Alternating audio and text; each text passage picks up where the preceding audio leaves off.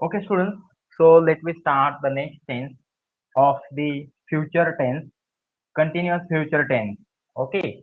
So students, as we have a habit that we can understand the any tense with its name.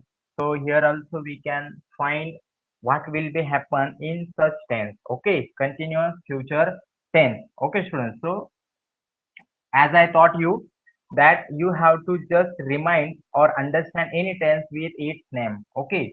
So students, मी तुम्हाला जसं सांगितलं की कुठल्याही टेन्सच्या नावावरून या ठिकाणी काय करायचं आहे आपल्याला तो टेन्स समजून घ्यायचा आहे. सो या ठिकाणी काय दिलेलं आहे स्टुडंट्स तर continuous. Okay. So students continuous म्हणजे क्रिया चालू आहे कधी तर फ्युचर मध्ये. ओके. फ्युचर मध्ये एखादी क्रिया चालू असेल हे सांगण्यासाठी तुम्ही काय करणार या ठिकाणी या टेन्सचा वापर करणार. ओके. एखादी क्रिया चालू असेल हे दाखवण्यासाठी आपण काय करणार आहोत या ठिकाणी कंटिन्युअस फ्युचर टेन्सचा या ठिकाणी वापर करणार आहोत. ओके. सो आता या ठिकाणी आहे बघा continuous future tense is used to describe an action that will be ongoing at a specific time in the future. बघा ongoing specific time in the future म्हणजे एखाद्या स्पेसिफिक टाइम मध्ये फ्युचर मध्ये एखादी क्रिया चालू असेल. ओके. एखादी क्रिया चालू असेल हे दर्शवण्यासाठी आपण काय करणार आहोत तर कंटिन्युअस फ्युचर टेन्सचा वापर करणार आहोत. ऍक्शन विल बी हॅपनिंग है ना. ऍक्शन विल बी हॅपनिंग किंवा action will be on going. Okay. म्हणजे भविष्यात काही क्रिया चालू असतील. लक्षात ठेवा स्टुडंट, चालू असणार आहे, कंटिन्युअस असणार आहे, चालू असणार आहे, कंटिन्युअस असणार आहे. ओके. अशा प्रकारे आपल्याला काय ठेवायचं आहे लक्षात ठेवायचं आहे. सो कंटिन्युअस फ्युचर टेन्स आपल्याला डिफाईन वरून आणि त्याच्या नावावरून समजलं की एखादी क्रिया भविष्यामध्ये चालू असेल हे दाखवण्यासाठी आपण या ठिकाणी काय करणार आहोत तर याचा वापर करणार आहोत. या पद्धतीने या टेन्सला आपण या ठिकाणी वापरणार आहोत. Okay. So as usual students we start with the formula आणि या ठिकाणी पण फॉर्म्युला दिलेला आहे बघा.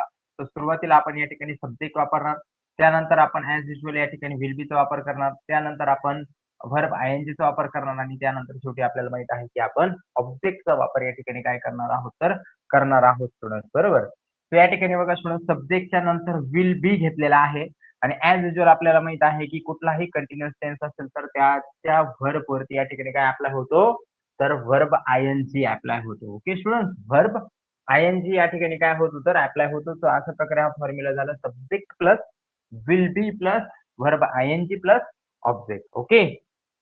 तर अशा प्रकारे स्टुडंट हा आपला फॉर्म्युला झालेला आहे. विल बी या ठिकाणी बघा स्टुडंट बी अप्लाय होईल आणि त्यानंतर व्हर्ब वरती आयएनजी फॉर्म अप्लाय होईल. तर हा टेन्स काय कन्सिडर होणार आहे तर कंटिन्युअस टेन्स आहे. एखादी क्रिया फ्युचर मध्ये चालू असेल हे दर्शवण्यासाठी. तो या ठिकाणी एक्झाम्पल आहे स्टुडंट आपलं समीर विल बी. बघा या ठिकाणी काय घेतलेलं आहे student Sameer will be going for a walk. बरोबर. बघा Sameer will be going for a walk. So as usual student Sameer subject आहे, विल बी या ठिकाणी बघा आपला हेल्पिंग व्हर्ब आहे, गोइंग या ठिकाणी आपलं व्हर्ब आयएनजी आहे, फॉर अ वॉक आपलं काय आहे तर ऑब्जेक्ट आहे. तो Sameer will be going for a walk. का समीर काय करणार आहे तर वॉकला जाईल. ओके. समीर वॉकला जाईल. ओके. सो या ठिकाणी तुम्ही एक एक्झाम्पल त्या ठिकाणी लिहू शकता. तुम्ही जिथं पण नोट डाऊन करताय मराठीमध्ये की Sameer will be going for a walk आणि त्या ठिकाणी त्याचा मराठी अर्थ लिहून घ्या म्हणजे तुम्हाला सेन्स येण्यासाठी लक्षात येईल की समीर वॉकला जात असेल. सॉरी स्टुडंट्स मी जाईल म्हटलो. जाईल हे सिंपल फ्युचर झालं कारण प्लॅन सांगितलं आपण, पण इथं कम्प्लीट तो चालत आहे जात आहे. तर याचं मिनिंग होईल स्टुडंट्स की समीर वॉकला जात असेल. Okay students. समीर वॉकला जात असेल. ओके. म्हणजे जात असेल किंवा चालत असेल. ओके. असं तुम्ही या ठिकाणी लिहू शकता. Okay. Sameer will be going for a walk. Sameer वॉकला जात असेल म्हणजे ती क्रिया फ्युचर मध्ये चालू असेल. ओके. ती क्रिया काय स्टुडंट्स तर फ्युचर मध्ये चालू असेल. ओके. तर या ठिकाणी स्टुडंट्स पहिलं सेंटेन्स आणि फॉर्म्युला तुमच्या लक्षात आला का कंटिन्युअस फ्युचर टेन्स मध्ये कशा प्रकारे आपण टेन्स घेऊन बोलणार आहोत.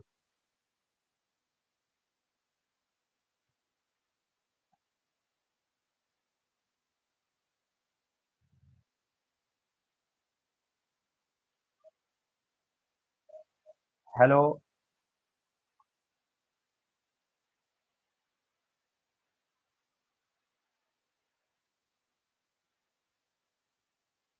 ओके. सो अशा प्रकारे स्टुडंट्स आपण बघितलं की समीर वॉकला जात असेल.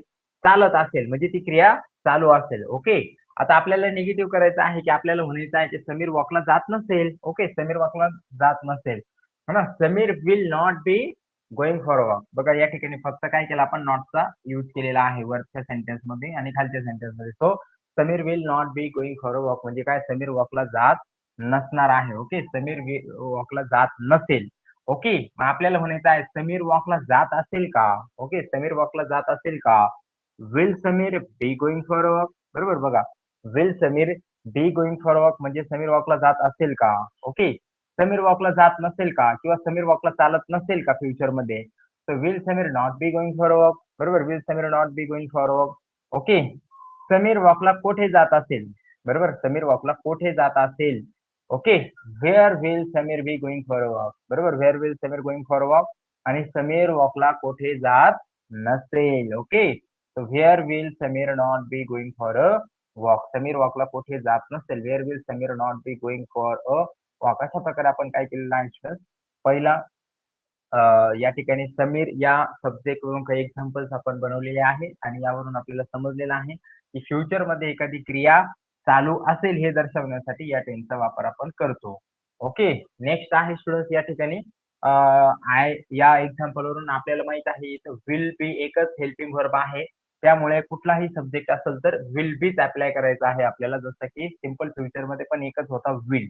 ओके. अशा प्रकारे या ठिकाणी आपल्याला विल बी एकच हेल्पिंग वर्ब वापरायचा आहे. So I will B going for a walk. Okay. म्हणजे काय स्टुडंट मी वॉकला जात असेल किंवा मी वॉकला चालत असेल. Okay. I will not be going for a walk म्हणजे मी वॉकला जात नसेल, मी वॉकला चालत नसेल. Okay. Will I B going for a walk me वॉकला जात असेल का? Okay. Will I not be going for a walk me वॉकला जात नसेल का? Where will I B going for a walk me वॉकला कोठे जात असेल? Where will I not be going for a walk me वॉकला कोठे जात नसेल. अशा प्रकारे आपण या ठिकाणी स्टुडंट आय या सब्जेक्ट वरून पण काही या ठिकाणी एक्झाम्पल्स या ठिकाणी बनवलेले आहेत. ओके. आता त्यानंतर बघा स्टुडंट या ठिकाणी फ्युचर स्टेट सांगण्यासाठी आहे की नाही फ्युचर स्टेट सांगण्यासाठी आपण काय करतो तर विल बी चा वापर या ठिकाणी करतो. ओके. मग तो कशा प्रकारे होईल तर ते बघा या ठिकाणी जसं की मला म्हणायचं आहे स्टुडंट का केक स्वीट आहे तर मी काय म्हणाल the cake is sweet. Cake sweet होतासाठी आपण काय वापरलं the cake was sweet. Okay. But मला म्हणायचं आहे का केक स्वीट असेल. बरोबर. केक स्वीट असेल हे सांगण्यासाठी मी काय वापरणार तर विल बी चा वापर करणार आणि मी या ठिकाणी म्हणणार the cake will be sweet. Okay. काय म्हणणार the cake will be sweet. Okay. म्हणजे काय का केक स्वीट असेल. I will be a teacher मी टीचर असेल. He will be a doctor तो डॉक्टर असेल. She will be a student ती स्टुडंट असेल. The sky will be clear sky clear असेल. This phone will be essential for my work आणि they will be student. Okay. म्हणजे future मध्ये एखादी गोष्ट असेल हे सांगण्यासाठी आपण काय करतो या ठिकाणी विल बी चा वापर या ठिकाणी आपण करतो. ओके. सो अशा प्रकारे फ्युचर स्टेट पण या ठिकाणी आपण बघितलेले आहे स्टुडंट. ओके.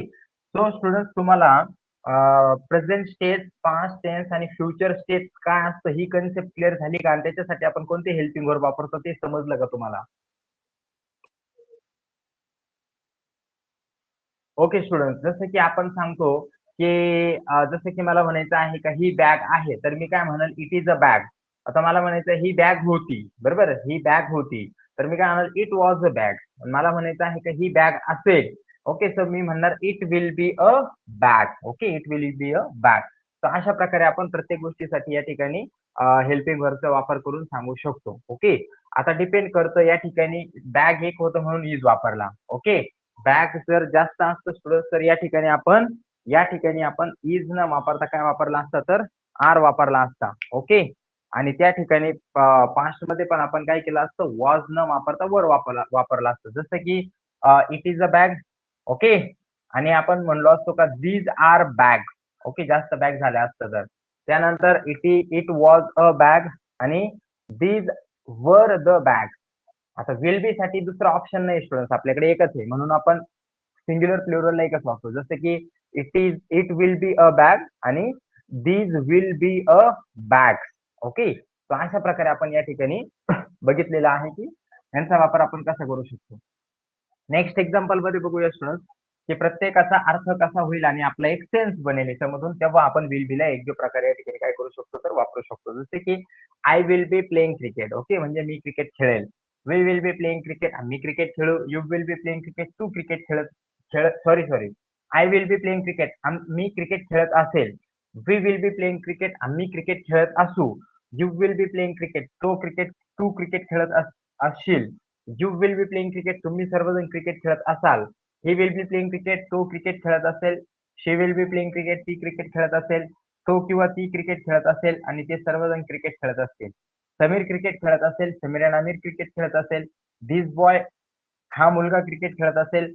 तो मुलगा क्रिकेट खेळत असेल. हे सर्व मुलं क्रिकेट खेळत असतील आणि ते सर्व मुलं त्या ठिकाणी क्रिकेट खेळत असतील. ओके, अशा प्रकारे आपण या ठिकाणी याचा पण वापर केलेला. Next different kind of sentences बनवूया स्टुडंट. त्यामध्ये अफर्मेटिव्ह बनवूया आपण की I will be playing cricket. बरोबर, बघा I will be playing cricket म्हणजे मी क्रिकेट खेळत असेल. निगेटिव्ह काय होणार student, we will. Okay, we will not be playing cricket. आता बघा इथं काय झालेलं स्टुडंट, इथं विल बी मध्ये काय झालेलं आहे, विल नॉट बी झालेला आहे. तो लक्षात ठेवा, आपण बिन बघितलं होतं ना, त्यामध्ये पण आपण नॉट बिन वापरत होतो. त्याच प्रकारे या ठिकाणी विल बी ला आता या ठिकाणी डिवाइड करायचं आणि दोघांच्या मध्ये नॉट अप्लाय करायचा आहे. Will not B, will be not असं नाही करणार. जेव्हा जेव्हा नॉट वापरणार तेव्हा विल नॉट बी असं तुम्ही त्या ठिकाणी काय करणार स्टुडंट, यूज करणार. सो या ठिकाणी we will not be playing cricket, आम्ही क्रिकेट खेळत नसू. Will you be playing cricket, तू क्रिकेट खेळत असशील का. Will you not be playing cricket, तुम्ही क्रिकेट खेळत नसाल का. Where will he playing cricket, तो कोठे क्रिकेट खेळत असेल. ती कोठे क्रिकेट खेळत नसेल. तो किंवा ती क्रिकेट खेळत असेल. ते सर्वजण क्रिकेट खेळत नसतील. समीर क्रिकेट खेळत असेल का. समीर अँड आमिर क्रिकेट खेळत नसेल का. हा मुलगा कुठे क्रिकेट खेळत असेल. तो मुलगा कुठे क्रिकेट खेळत नसेल. हे सर्व मुलं कुठे क्रिकेट खेळत असतील आणि ते सर्व मुलं कुठे क्रिकेट खेळत नसतील.